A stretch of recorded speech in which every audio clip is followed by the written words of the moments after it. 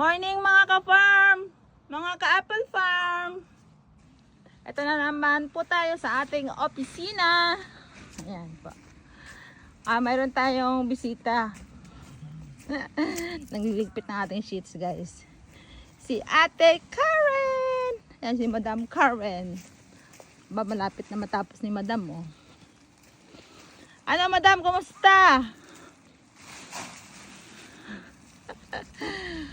Kumusta naman ang pagliligpit natin dyan? Ikaw ay hirap na. Paano isa, puputulin ko uli yan. Ha?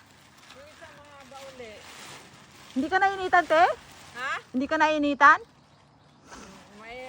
Medyo mainit na rin. O, tanggalin mo na yung jacket mo. Mahirap magtrabaho kapal. Yan guys, ligpitan na kami.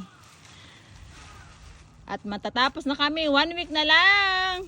Pahinga na kami sa farm. Panibagong yugto ng buhay na naman, ang winter season. Yan ang aming harapin na naman, ang taglamig. Ano, Ate Karen, gusto mo rin bang taglamig? Hindi na kaya ng ano. At ako, kahit hindi na kami magkita ng snow. Diyos ko, kahirap. Hirap kumilos. Hindi ba pwede i-cancel yan? Ang alin? Ang snow?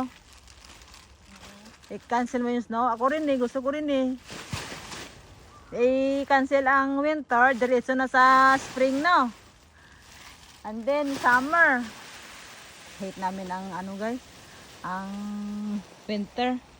Alam nyo na, medyo mahina-hina na yung mga tuhod. Masakit-sakit. Ay, Diyos ka, buhay.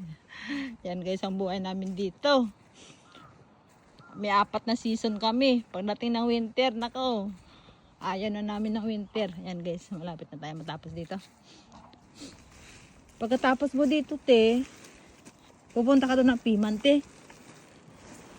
Yung tanggalan ng maruchi, alam mo yun, di ba? Saan? Maruchi. Ano maruchi? Yung doon sa ating Piman. Oh. Doon, pagkatapos ito, doon ka, te. Saan nga doon? Doon sa big hatake natin. Diyan lang. Doon. Oo.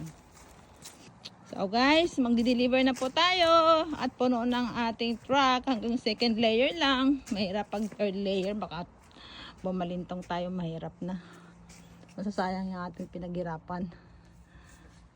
Kaya tama lang hanggang 2 layers. So guys, punta na tayo sa ating